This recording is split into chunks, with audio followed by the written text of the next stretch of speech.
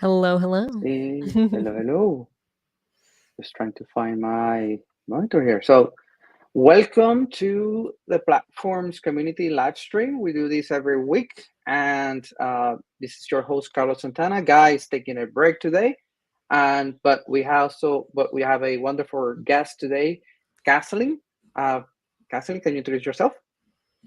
Hello, everyone. I'm Kathleen Fields, and I'm a developer advocate at Google Cloud, where I focus on Google Kubernetes Engine and open source Kubernetes.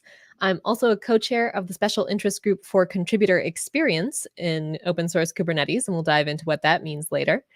And I'm also a co-lead of a sub-project within that special interest group. We'll go into what that means later for contributor communications and a Yeah. CNCF So ambassador. all those things. Oh my God. Yeah, I know Kathleen from the Kubernetes project and the CNCF ambassador. So as you can see in the title of this live stream, we're going to be going deeper into contributing experience. Be a new contributor, and what is the experience of like contributing to Kubernetes if that's what you want to achieve. And if you're kind of a little bit lost or like what it would take, just watching on and listening on like maybe that's something that I can do. I did the same for a few months of like maybe that's something I should try. I'll tell you a little bit of why I decided to do it. Like different people have different reasons. So let's get into it, and we'll do a.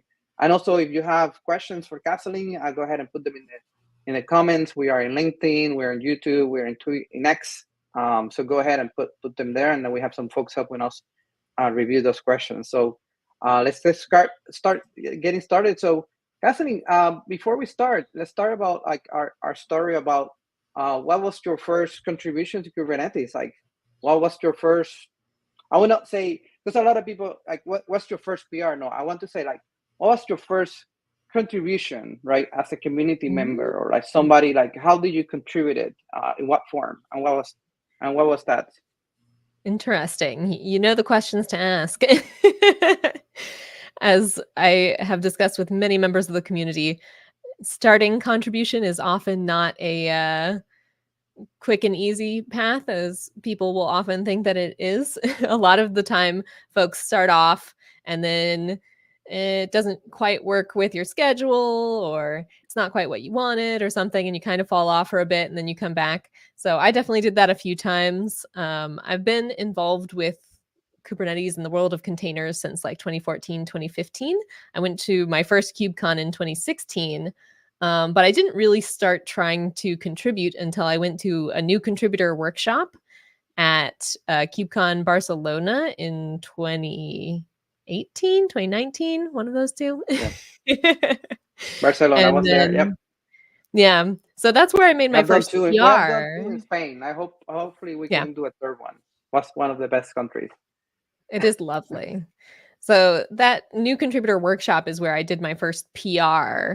But it's not really where I started contributing. I didn't really find my like niche and my group to contribute to regularly until 2020 when the contributor comms sub project started up.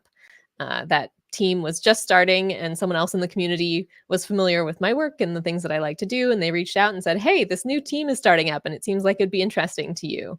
And so I joined it, and now I'm a co-lead of that. So it's been a great ride.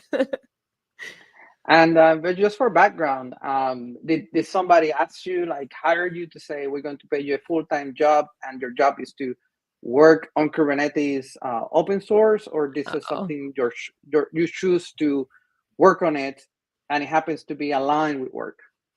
exactly. Yep. It was something that I wanted to do. Um, so it's been through three different jobs now. At the first one, we were doing some container like exploration because this was like 2014, 2015. So we were doing some like proof of concept stuff internally. And so I started diving into like Docker and Kubernetes communities in the very early days there, going to meetups, going to conferences, things like that. But my job was definitely not anything to do with open source. And then my job after that, I was focused on Kubernetes, but not in an open source capacity, more about like how users of the product that I was working on would use Kubernetes. And now I'm at Google, where I'm a developer advocate for GKE and open source Kubernetes. So my job these days considers it to be 20% of my time is dedicated to open source work. So kind of, but it's not really what I was hired for. If I had not chosen to do that, it would have been perfectly fine too. So it's never been like Fine. thing that I was hired for. Yeah, so that's one journey, right? The different people have different journeys. At least mine, it wasn't like I wasn't in college and I was not looking for like I want to be in Kubernetes PR list so I can get a job, right? I was Yep. already a professional in a for cloud service, and I was a maintainer of Knative. But my background was Apache Software Foundation, ASF. From 2010, 2011. I've been doing open source since 2010, but it was Apache Software Foundation. And as a maintainer of Knative, we were in this trying to define our best user experience to release software. Like, how do we release a new version of the software?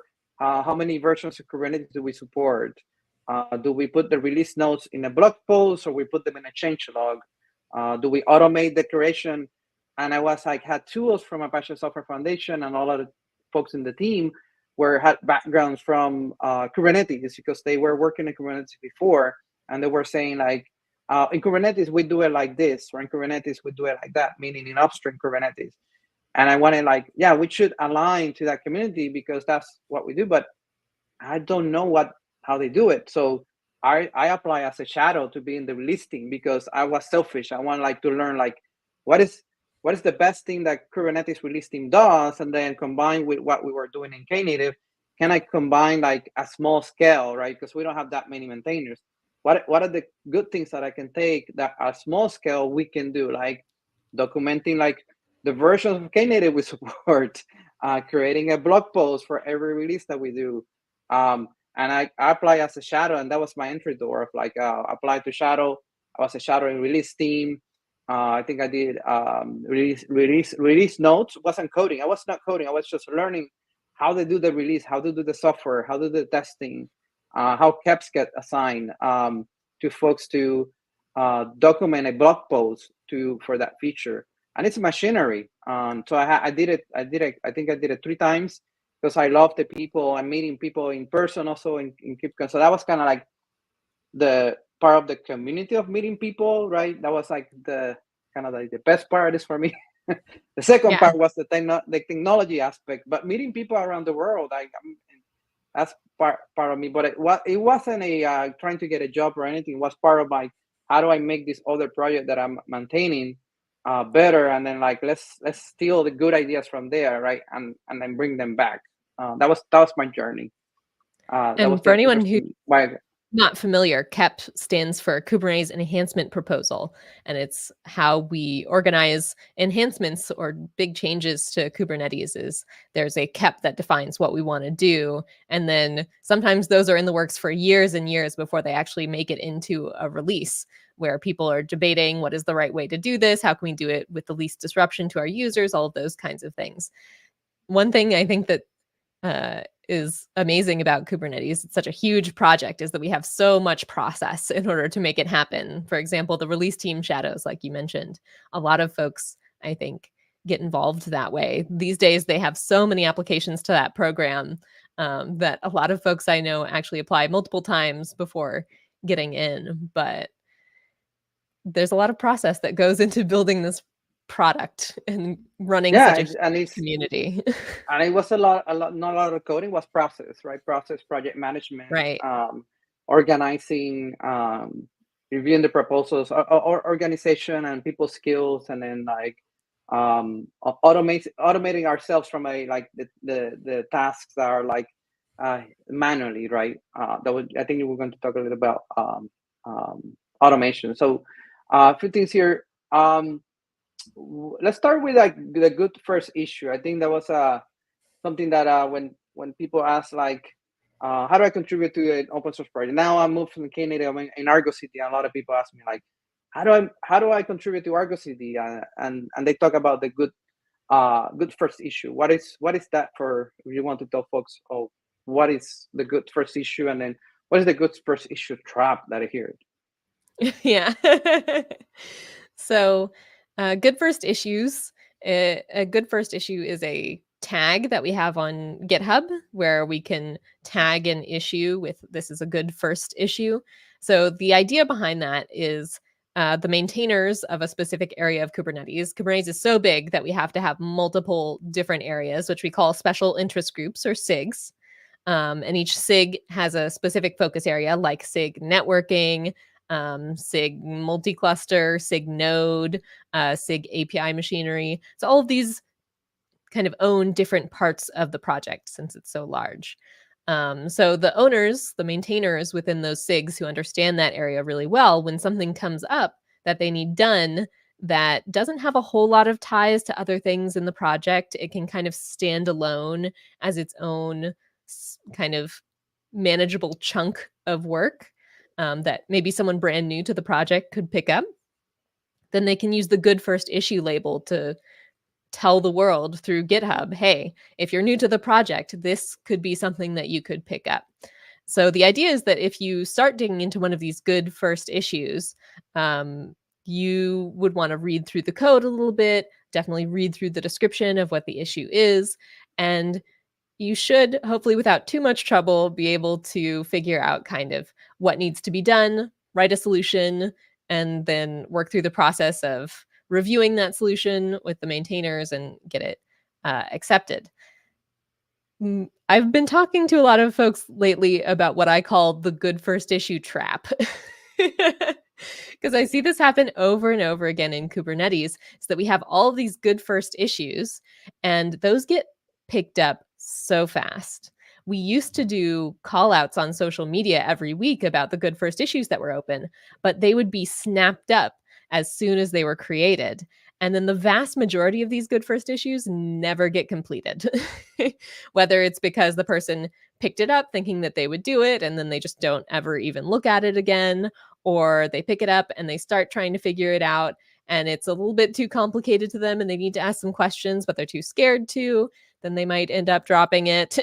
Oh, thank you. Bringing up some good first issues here. Yeah, I wanted to bring Or, the some people are not familiar with like labels or tags or issues. Like yes. what are they talking about? Like in GitHub, we have our issues and they're labeled, right? There's human beings that go and label things. There's also bots, are very cool, called ProBot that label things, but these ones are the good first issues. Yeah. So if you go into a repo of the Kubernetes project, which there are multiple of, so if you go into Kubernetes or like Kubernetes community or any of those types of repos and go into the issues, you can search for this label of good first And issue. these links, I'll put them in the notes. I'll put them later, but I found them in the documentation. This is a link that will go on every org. This is the super master mega search on every org of Kubernetes SIG, Kubernetes CSI Fancy. client, and if it's open and it have first good issue, you will find 81 of open of them, right? Yeah, so there's a lot of them. And open doesn't mean that it's available to be claimed. Open means that it hasn't been closed yet, but there could be someone who's actively working on it.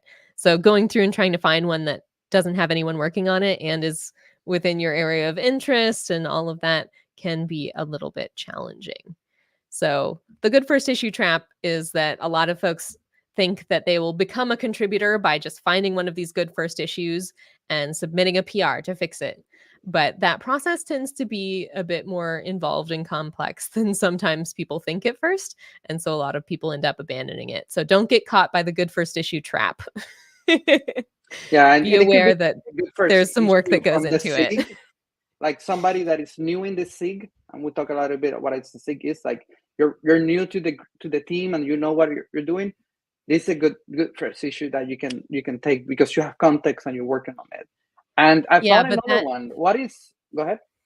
But that joining the SIG part, I think, is really important because a lot of folks, like I said, think that they'll just find one of these good first issues and start working on it.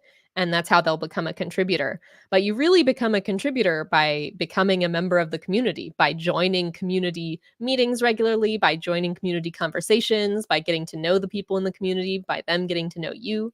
When we say community, we mean something very similar to what it means in real life. A community in your town is a group of people who are interested in similar things and who like talk to each other and know each other. Same thing here. If you start talking to the special interest groups or the specific areas of the project where you're interested, you're going to have an easier time getting through that first contribution than if you just pick up a good first issue cold.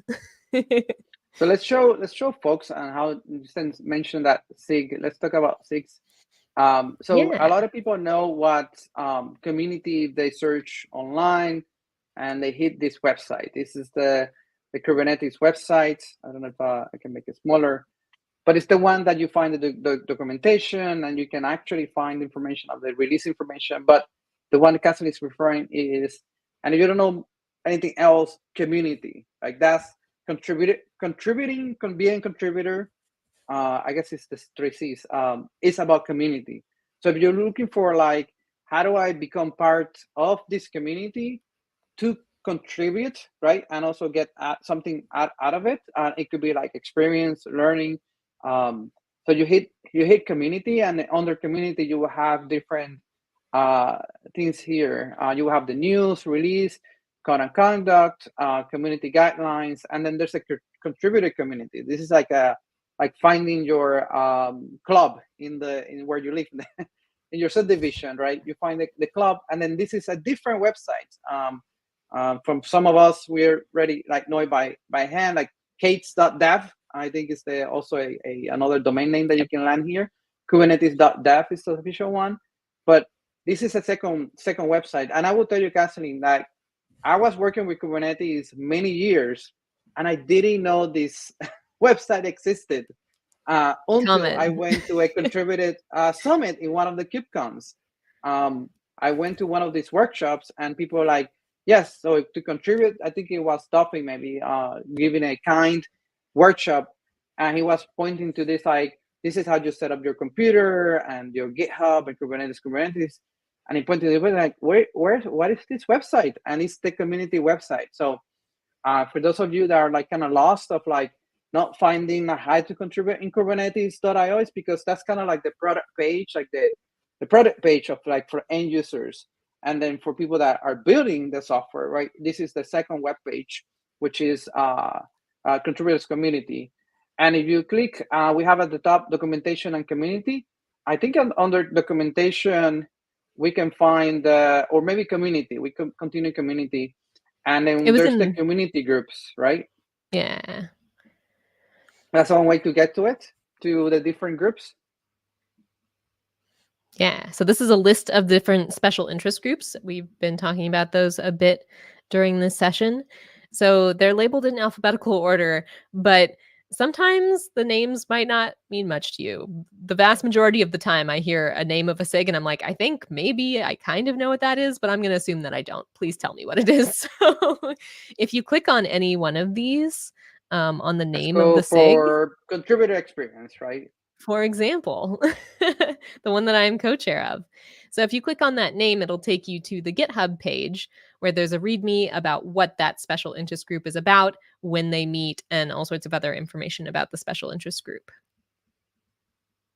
Yeah, and in here is like you were saying, like the first step is to join one of these communities and join a group depending on the interest that you have. So I didn't come. Let me go back. So that's the main page. You will go through here, and this is kind of like a quick way of finding like the shortcuts. But you can go to multiple of them, like Node, scalability, scheduling, security, storage, testing. Some of them are like Windows, right? And then there's working groups under each SIG. But going back to the Git, or was contributor experience. In this page and in Git, you will find like people that you can reach out, right? The chairs and the technical leads. Yeah. And if I could actually switch over to some slides that I have with me today. Since we're explaining all of these things with special interest groups, we mentioned working groups, I'm going to go over a little bit of the structure of the Kubernetes community. So this is the slides that we used at our SIG-Contribex maintainer track session at KubeCon EU. And so we have this intro to contributing section here. And here's a little bit about the Kubernetes community structure. So we've been mentioning special interest groups, or SIGs. Last time we checked, this was a couple of months ago, so I don't think it's changed since then, though there have been some things in progress. There were 24 special interest groups, 7 working groups. So the difference between a special interest group and a working group is a working group is generally something temporary. It's spun up to address a specific need, kind of in a topical sense of like, here's something that's happening right now that we need to address, and at some point it's going to go away. It's not something that our community needs to be worried about for a really long term, but maybe for a year or two to try to solve a problem. You can say it's like a research program. Like it is a research project, right? We have to research this area to figure out like what is the actual thing that we have to do, right? Or integrate or not integrate. Yep. And sometimes a working group realizes that their work is going to be much longer term than they thought, and then they become a special interest group. But until then, working groups act pretty much like SIGs, except that they are temporary and meant to address a specific problem. And then committees, let me show that here. So just like at a business, Kubernetes has this governance model of how groups kind of layer up to one another. So like at the top of Kubernetes is the steering committee. So that's a group of 7 people who are elected by the community for 2-year terms, and they alternate. So there's 3, I think, that'll be up for election this year, and then 4 the next year, or the other way, one of the 2. And so the 3 that get elected this year, or 4, whichever one it is, will be steering committee members for the next 2 years. And so they're kind of staggered like that. So the steering committee, the main things that they do are really very bureaucratic a lot of the time. It's a lot of like the kind of the bureaucracy of running a project, interacting with the CNCF, making sure that we have the right tools in place for our very large community to follow the rules that it needs to follow, and all sorts of things like that. It's very difficult to explain steering committee work. I also didn't mention at the beginning, but I'm a co-host of the Kubernetes podcast from Google. We have an episode of that where we interview one of the steering committee members about what work the steering committee does. So I highly recommend you check that out if you want some detail on what the steering committee does. We'll put the link and notes. Yeah. But there's so much of the day-to-day running of the project that, 7 people aren't going to handle. So breaking up the work of the project into special interest groups, those special interest groups report up to the steering committee, but most of the actual work of running the project is kind of delegated to these special interest groups. One kind of pet peeve of mine is that folks often think that determining how new contributors come into the community and making sure that new contributors are coming into the community is like a steering job. Since they're the leaders of the community, that should be their job. But they kind of delegate that to SIG-Contribex, because the special interest group for contributor experience is all about making sure that contributors have a good experience and making sure that there's a good path for new contributors to come on board and all of that.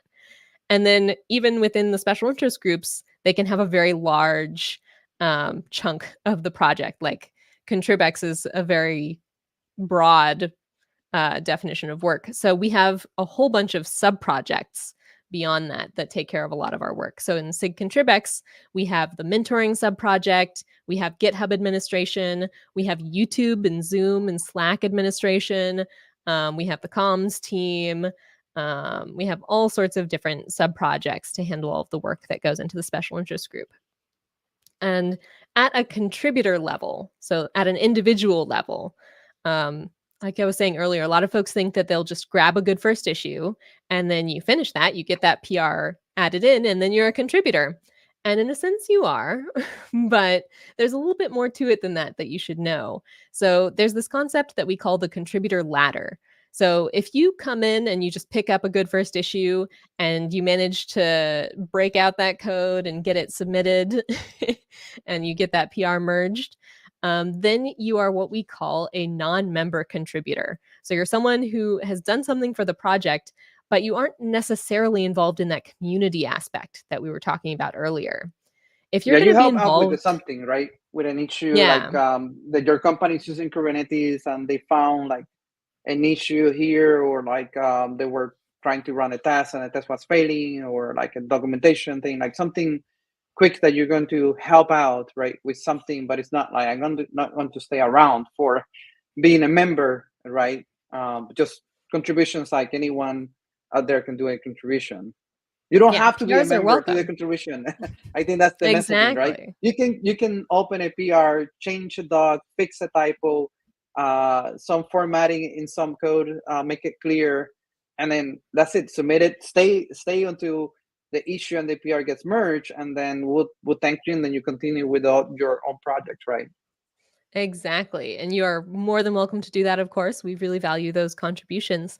But if you want to be a member of the community who is like a regular contributor, and you're involved with a specific special interest group and you're learning that area and kind of getting more deeply ingrained in the project, then you might find over time that you need a bit more access. So we have tools in GitHub that anyone in our Kubernetes GitHub organization, you have access to more automation that helps with the workflows that all of our issues go through and things like that. So if you're involved in a regular basis, you're going to be reviewing code and things like that. You're going to need a little bit more access on GitHub. So we have this concept of org membership. And so applying for org membership requires that you have a couple of contributions already. So you need to start as a non-member contributor either way. But if it's starting to show that you're going to be sticking around for a while and you're going to need that higher access, you're getting involved with the community, then you also need two people who are already in the community to say, yep, I'm working with this person. They're doing lots of stuff and they need more access. Then we make you an org member. So that's the next level there, is you become a member of the Kubernetes org. Then maybe you start reviewing lots of submissions to the area that you've been learning about. You can become a reviewer. So you're someone who can LGTM things. You kind of understand a little bit of the space and can do that. And then the next level above that is becoming an approver, where you know things well enough that you can be the person who says, okay, this can go in, which is a scary amount of responsibility sometimes. And then there's a concept of a sub-project owner. We talked about SIGs and how they break their work up into sub-projects. So if you are the head of a sub-project, then that's another level of responsibility with managing teams and stuff on GitHub. And there's various things that go into that. So we also recently added another concept kind of officially across the project of sub-project lead. In the contributor comms team, we actually have a whole bunch of different leads within the sub-project where we break down our work even more. We have a blogging lead, we have a tech automation lead, and we have a social media lead, and then we have the sub-project lead who is kind of over those. So this is not just sub-project owner, but when you're splitting your work in the sub-project up a little bit more, then you might need a sub-project lead. Yeah. So we were already looking through the repos and stuff, but I wanted to go through those to give folks a sense of, like, you start out as a non-member contributor, and then the next step usually for folks is becoming a member, which you only need if you're going to be ingrained in the community. Yeah, like triaging, right? That's the first thing that you need access to triage. Propose like somebody opens an issue and he doesn't know where to route it to. So a lot of people are needed, at least a lot at that beginning of an issue when it gets open. Like where do we send it to, and then manage the labels. And reviewers also doesn't have to be one review for one PR. We can have multiple reviewers, and as an approver, you feel more comfortable approving something if you have like in many individuals like already reviewing it. You come in and say like, well, if person 1, person 2, and person 3 like review it, and they went to a couple of weeks already, like I'm just approving, right? To just go ahead and merge it. But there's a lot of testing, right? That's something also that you need to be aware that when you open a PR pull request in Kubernetes, we have a lot of automation because we want to we don't want the people to spend their time doing those type of tasks, and automation helps a lot. Of like, it's not me rejecting your code review or your code, or it's just not passing the linting or the testing that we have in place, right? And that gives a little bit of more like, it's not a personal issue. It's just we want good software quality, right? Yep. I think a lot of folks underestimate the amount of project management type work that has to go into a project as large as Kubernetes is. There's so many contributors and there's so many different areas of the project to contribute to, that having all of this process in place means that we have checks and balances so that you can't mess anything up terribly when you don't know what you're doing, which is a good thing that we do for you.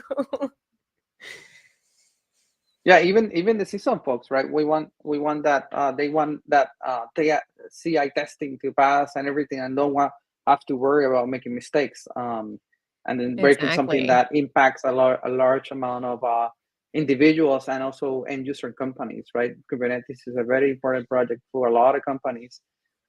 So we have to have that automation in place, and testing and CI/CD is another SIG area, right? That is another group. Yep. That's the idea of breaking the project so massive. And a lot of people ask us, like, one of the biggest projects in the world in open source, how does it get managed? There's many groups working in different areas that they're interested into contributing, from testing, from Node, from the API architecture. Also, if you like API machinery, that's another interesting It's a hard one to understand, I feel like. area. Yeah. API machinery. It's like not a term that you hear in everyday life much. Yeah, the API server, and then like CRDs. They own the CRD features, validation, new features like the validation policy that came into GA 1.30. So they look into that, if you like that area of A lot of how architecture. APIs So work under the hood. yeah. Yeah. Yeah, more slides or I could run through these real quick. So the rest of this section is a walkthrough through Kubernetes community. I mentioned earlier that there's so many different repos within Kubernetes. So a lot of the stuff that Contribex does is, of course, in the community repo, because our work is focused on the community. So in the community repo, you can find the list of SIGs. Every SIG has its own folder within the community repo, so you can learn about that SIG. What we were looking at earlier was the SIG folders within K community. For example, the contributor experience one that we were looking at earlier, it has a description of the group and what they do. And it also tells you when they meet. If you want to get involved through live meetings, you can also get involved through Slack, of course.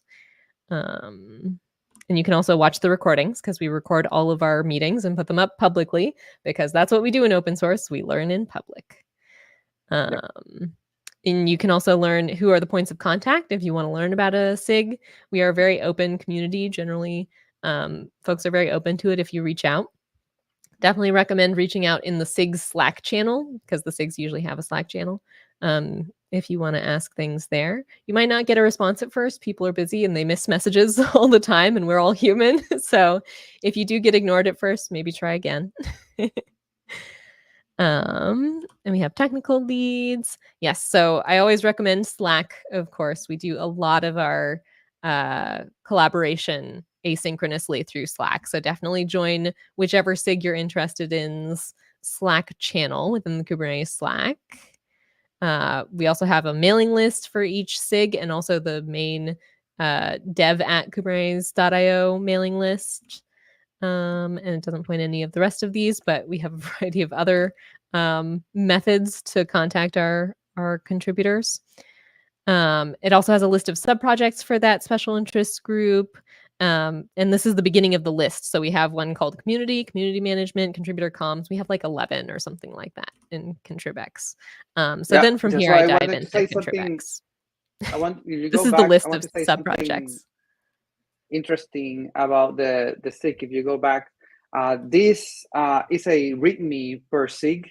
And one interesting, unique thing that I found out was there's no humans editing this README.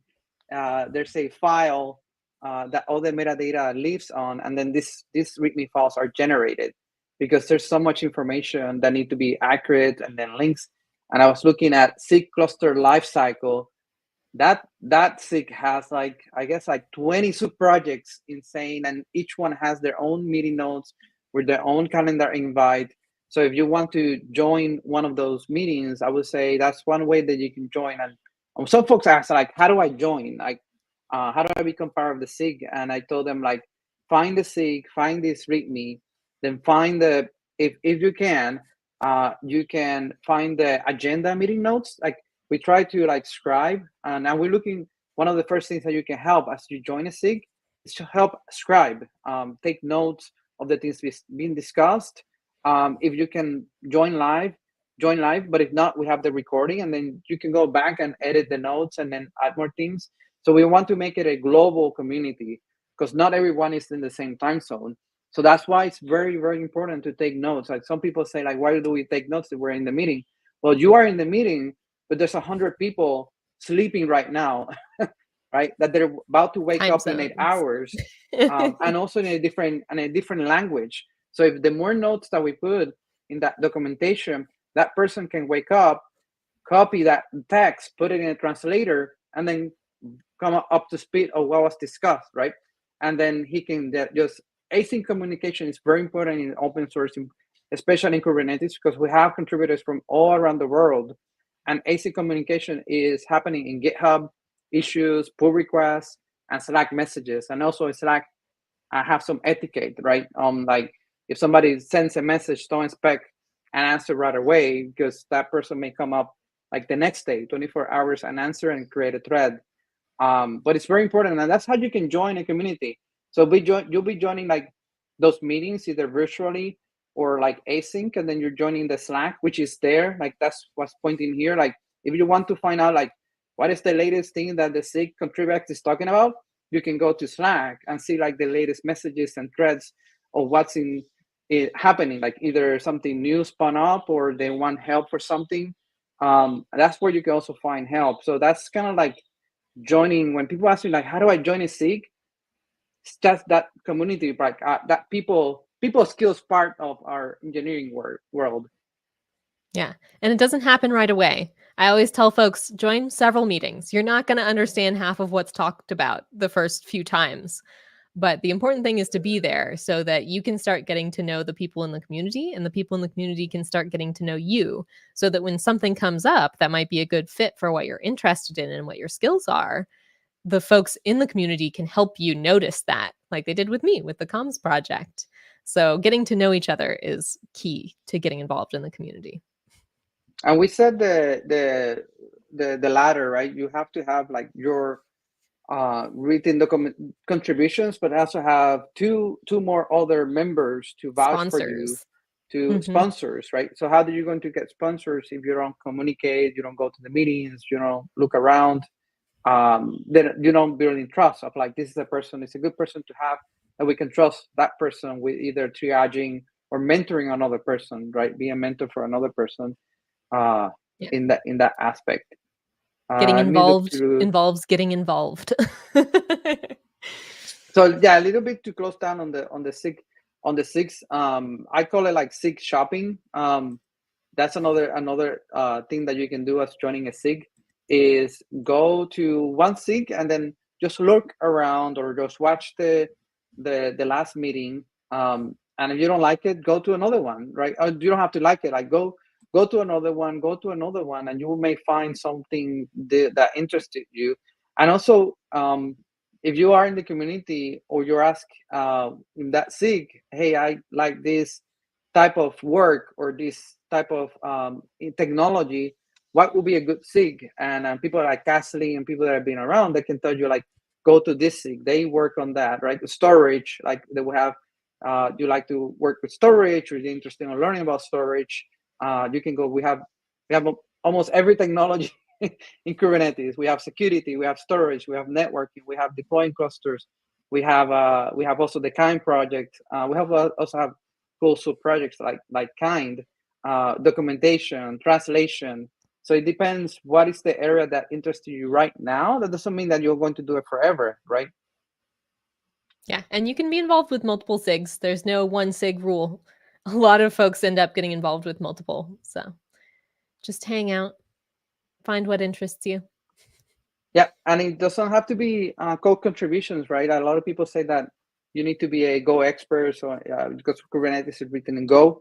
But things like I was mentoring someone, and he said that he wanted to be in Kubernetes, and I had to like, what are the things that you're good at and you like to do and like contribute, like, and he said like infrastructure, like working with automation and infra. So I told him, go ahead and learn infra. We have infra cakes. And he's been like amazing with the top contributor in that area of like migrating the registry, configuring the cloud accounts, setting up the testing, setting automation. And he's been having a blast every time I talk to him in KubeCon. And he's not writing the main Go code of the API server. And I see a question in the chat, if I may. Somebody asked for a link to the YouTube channel. Like we were saying, we do post all of our meetings to YouTube. So we can grab that for you. I don't know if someone else will, or if you want me to. If you want to, the YouTube channel is the Kubernetes, not CNCF, the Kubernetes channel. But to find the specifics, YouTube channels for a SIG, the README, right? Go to the SIG and says meeting recordings, and that will point to a YouTube Slack playlist, I believe. And then that's where it's located. We record with Zoom, and then from Zoom, also, I know if you want to help around that automation, we have individuals that take care of like taking that video and then uploading into YouTube and putting the right tag and title into it. So we have contributors in many, many areas. And that's also a task that is so important that I know some of the folks do it, and I really, really appreciate it for them, because I was able to see the videos afterwards if I couldn't make a meeting. And also, we popped up a comment there, someone asking about contribution opportunities for Java devs. And one thing I wanted to mention is that a lot of folks talk about Go because Kubernetes is written in Go, but there's all sorts of different areas of the project that actually need different types of programming languages. For example, one of the subprojects within SIG-Contribex is the elections subproject, and we have a special tool that we created for running our steering committee elections that can be used for all sorts of open source elections. Not that people really do use it that way at the moment, but it is designed to be flexible like that. And we need contributors for that. But I believe that one's written in Python, not Go. So Python expertise would be useful there. I don't know of any specifically about Java, but yeah, I know welcome about Java. To join the Slack and ask. Yeah, for Java, it's the Kubernetes client. We have a repo with different clients. So the client Go is the main one from Kubernetes, but we have other repos where we have the Python bindings, the Node.js, and the Java.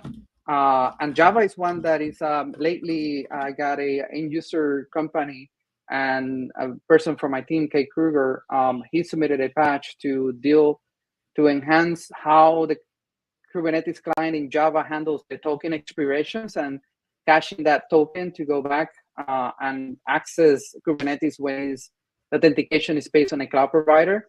That's an area that and there's issues in there. So that's something that you can contribute in Kubernetes, the Kubernetes clients. And then we have the Pythons and the Node.js bindings in there. And we also try to do these annual reports about the Kubernetes project. So each SIG has to fill out a few questions about what's going on in the SIG, what big things they're working on, and also what help they need. So that information used to get rolled up into one cohesive report that you could easily read, and we don't have anyone at the moment who can do that. Join us if you want to do project management type things. We need a lot of help there.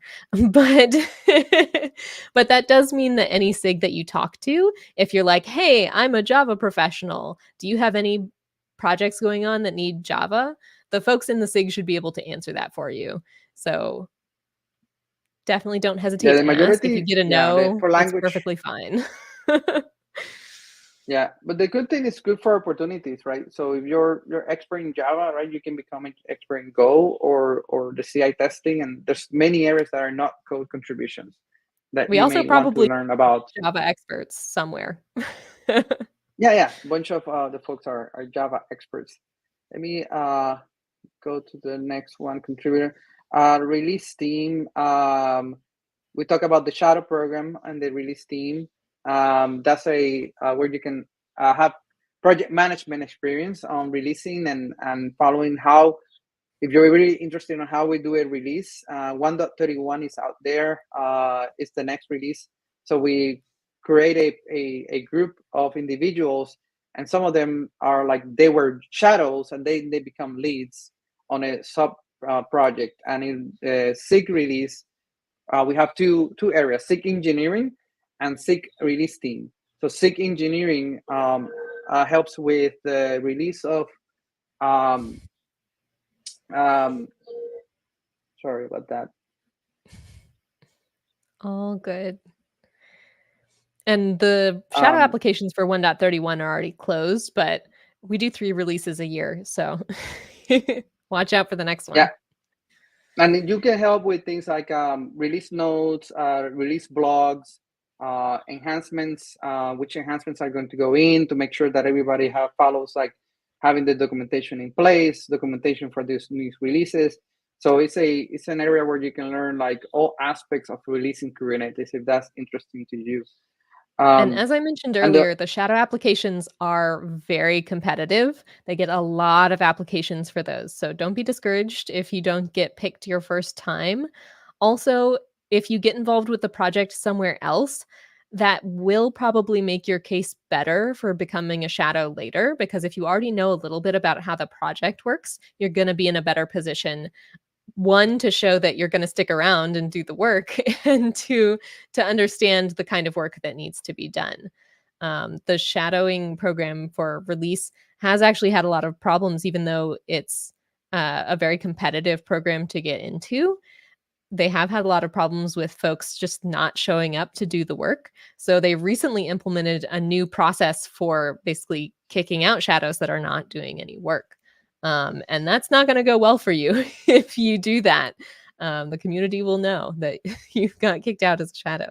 So only apply for a shadow if you're prepared to commit to it. Yeah, and it's a time commitment because the releases already has a schedule. So really, we need people that are willing to contribute their time in there, and also hopefully the release team wants to have someone that is like willing to stick around and do other shadows in other areas and become a lead and mentor other folks. So they can. There's many that ladder is very interesting. You can even become the overall release lead for a whole Kubernetes release if you stick around and contribute in different areas. Not every, you don't have to be in every area, but in most areas, and be involved and stick around, right? As a main person that also mentors, which is a big part of Kubernetes. Someone had a question about the mailing list subscribe for shadow opportunities. I have here, if you can present, Uri, my screen. I'm showing like one of the areas that you can keep up is mailing list. So that's another communication vehicle for the Kubernetes community. It's not hidden secret. This is a public mailing list, but this is how you would keep up to date on what's the latest of that it's going on, announcements. So we try to put bracket announcement when someone is trying to point something that is important. So in this case, I think I saw 131 call for enhancements. So this is the process where we asking all the SIGs to submit their caps that are like ready to be included into 131, and not meaning GA. It could be for like bumping to beta or alpha, like a change that needs to go into that release. And you can see here the time frame. But dev, I think is now we switch it to dev at kubernetes.io. It used to be a different one, but this is the new one. Yep. And you can just go ahead.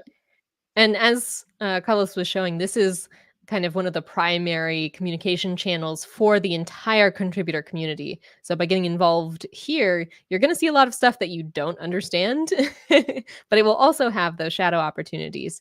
And I feel like there's kind of a reason for that, in that there's no particular mailing list just to subscribe for shadowing opportunities by themselves, because we have so many people try to join the project looking for shadowing opportunities or just snatching up those good first issues, who then don't actually follow through and get the work done, which can be a really big problem for the folks in the community trying to get that work done.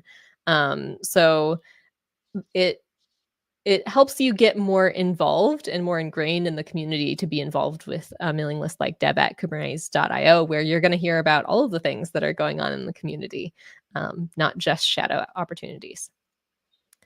Yeah, and every SIG has their own communication of like mailing list. So there's, and again, like, to not feel lost, the area to find that information is on their community.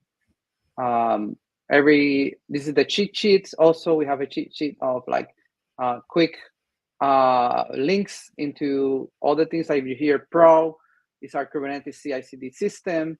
And then I wanted to highlight this new contributor course that I think is newish.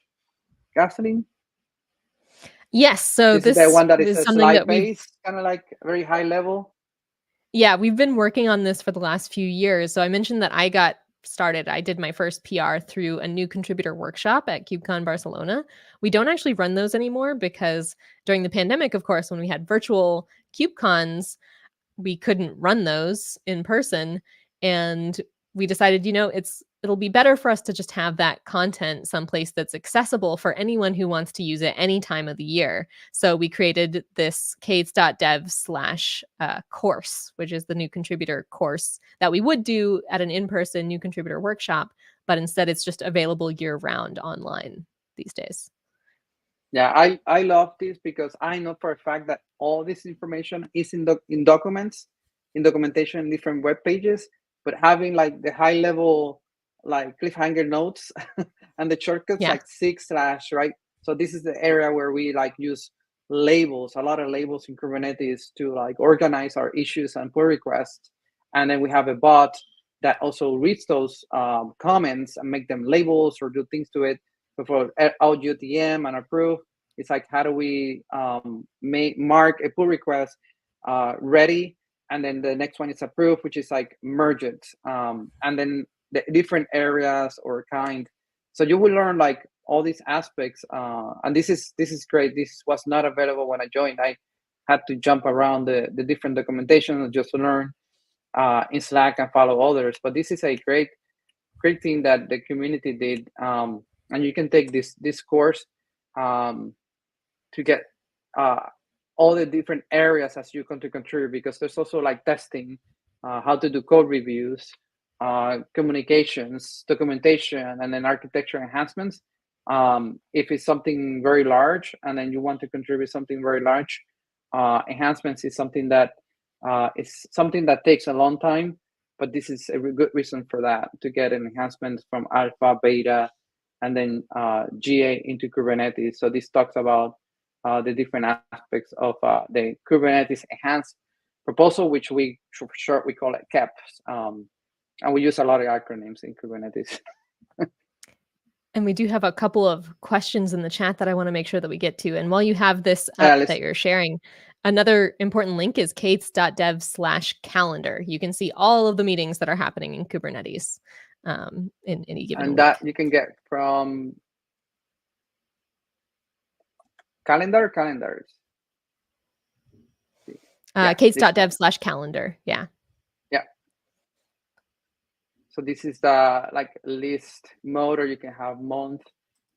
So there's a lot of meetings. So that's why we have the every SIG handle their own time zone and docs and agenda, but everything is collaborated here. Yeah. Or if you want to know the Kubernetes 131 release information, right, you will find it here. Go ahead, Kathleen. And could you go back to and the calendar too, so that folks can see. And so we've got one of the questions up here. Can I actually start with the other question? Yeah, and then I'll move on to that one because they're related. So, do many contributors volunteer their time as part of their employment or independent? And I would say that most of the like deep contributors that I meet, uh, it's like tangentially related to their job at least, but I personally don't interact with that many contributors who like this is their full-time job. There definitely are a bunch in the community, but there are also a whole bunch of contributors who are just doing it completely as volunteers. A lot of our regular contributors in the comms community are students who are doing it outside of their academic work. So a lot of it is volunteering. Like I said, in my case, my job considers it to be 20% of my time. So we try to implement our systems to account for that, that the vast majority of folks are at least to some degree volunteers. So it's not like Kubernetes, the project, has any real concept of like on call. We're not paying anyone through the open source, at least, to like do this work. So sometimes something comes up and somebody just stops showing up to meetings, and that is perfectly okay. If they come back later, that's wonderful. And we try to make sure that we have processes in place so that if they were working on something, um, if they don't tell us that they're gone, then it's a little bit harder, and we kind of wait for a little bit to see if they'll come back. But eventually we'll just move that work on to someone else if it can be moved on like that. Otherwise, of course, if you can let us know that you're going to drop out for a while, we can arrange that work more smoothly. But yeah, it's totally designed around volunteers who might drop away or might pop in unexpectedly. Anything you want to say about that, Yeah, so Carlos? to avoid the hit by the bus effect, right? We want to have as many folks and working that ladder. Like, a lot of people may think that the ladder is putting there like a friction to not let you to be a contributor. It's totally the opposite. The more people we can like mentor to be like good citizens of open source and contribute and review and be there for the meetings and answer questions and mentor others, if we can have like 10 and 20 people in a SIG, that's even better. Because why? Because many people may just take sabbatical, right, or just stop contributing. I mean, they may come back, and might not come back, but you have other folks that are like already like knowledgeable around the contributing and maintaining that project. So the keyword is maintaining the project, right? It's not just contributing, but it's maintaining the different versions backwards, because we support backwards compatibility. We support patching CVE, security patches. So there's a lot of work to maintaining this software that a lot of companies rely on. And some companies like allow their employees either 50%, 20%, and sometimes more than like 80%, because it's part of their like business.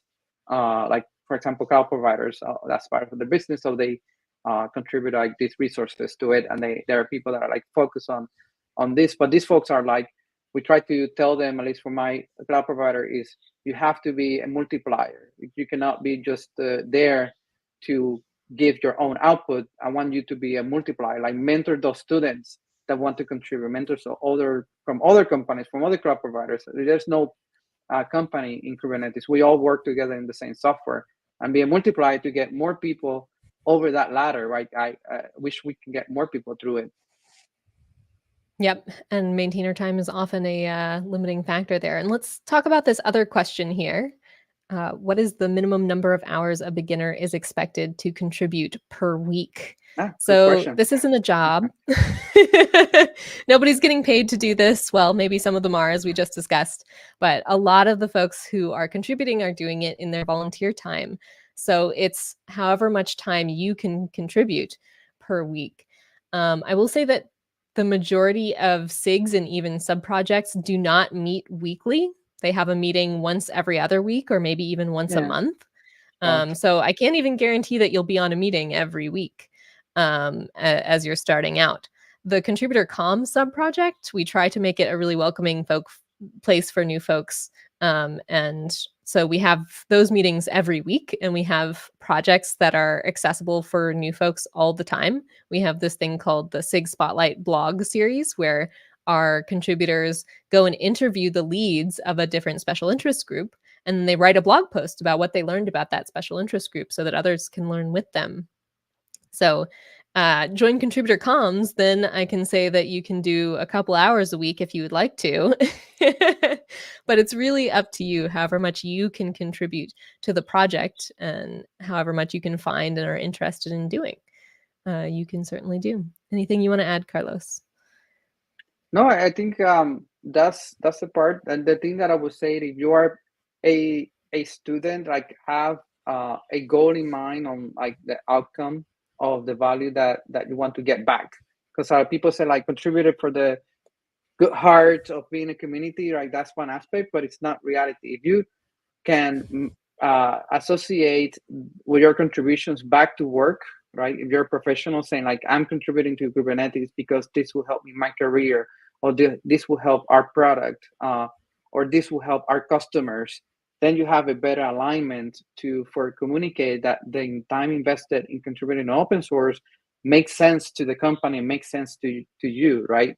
So always try to like align that contribution to work. So if you are working on some area, like you're working in networking at work, then maybe pick networking and Kubernetes, right? Don't pick something different. Then that you have a little bit more alignment, and also you bring value from your knowledge of work of working with networking back to Kubernetes, of like when answering, like when there's questions, hard questions to answer in Kubernetes, or how people are trying to use Kubernetes in networking.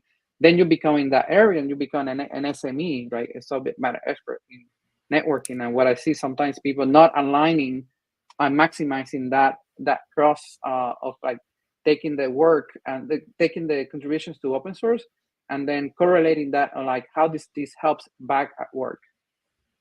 And I do want to mention that do what you can and do what makes sense for you is very true in the volunteer case, but there are also other cases. Like if you're getting started with the community as an LFX intern, so there's an LFX mentoring program where they like select mentees for specific projects, then you would want to work with the person who's leading your project for that specific program. And those folks are, I believe, paid to do those projects through that mentorship program. So definitely look into those mentorship programs, LFX mentorships, Google Summer of Code. There's a couple of others. We have a mentoring sub-project in SIG-Contribex, so I would go there to look at the list personally. And for students, the same thing, right? The students, the same thing, like if you contribute to open source, some students just continue working on a company, working on open source, and being leaders, and they don't leave the Kubernetes project. I know a few that started when they were students, they graduated, found a job in an area where they allowed them to contribute to open source, and they continue to be leads in Kubernetes, and they didn't leave just because they graduated from school. It's a consistent network and like kind of support group that you can stick with regardless of how your job changes. Across those 3 job changes I mentioned earlier, I've been a part of this Kubernetes community, and it started to feel like wherever I go, I'm still working with the same people, regardless of what my actual job is, because of the Kubernetes community. And so a lot of folks do join for that network of other professionals, regardless of where they may work. Yeah, me too. Just to close out, I think we're out of time, but Kasim, you want call to action call to action for contributing to Kubernetes to close out? Join a meeting. Go to k8s.dev/calendar and pick a meeting that sounds vaguely interesting to you and just try joining it. You probably won't understand much at first, but at least try it out and kind of see how it goes, and then maybe try another one if that one doesn't appeal to you. That's one of the most surefire ways that I've seen for folks getting involved. When you start attending meetings and people see you and you're there regularly, that's the most effective way I've seen people get involved with contributor communities. And if you need a specific place to start, may I invite you to the Contributor Comms sub-project. We meet weekly on Fridays at 8 a.m. Pacific time. And we have that recurring evergreen project of SIG Spotlight blogs. So by doing one of these blogs, you'd learn about a different special interest group, a different part of the Kubernetes project, learn a little bit about how the project works, and you'd help others by writing about it. And you'd have a very clear public contribution to start out with. And a lot of our members end up moving on to join different special interest groups and things like that, do other things within the project. So join us in the contributor comms team meetings on Fridays. We would love to have you. Yep, I will say the same. My call out is for new faces. I want to see more new faces from like students, more students joining. Don't be shy to join the community and pick up a SIG. And my call to action is start small, but be consistent, right? And be small, be consistent. Don't have imposter syndrome. You can do this. And if you see me or Kathleen in one of the KubeCons, come say hi and say, hey, I'm a student. I just started contributing to Kubernetes, and I'm going to stick around to learn more about it. I'm going to start small, but I'm going to be consistent. So with that, I think we want to close out the live stream. Appreciate your time, Kathleen. I know you're very busy, but I think this is something that we can share with the community to see if people want to join the Kubernetes project and contribute. And I would love to see you there. Yeah. Thank you, folks. We'll see you next week with another live stream on the platformers.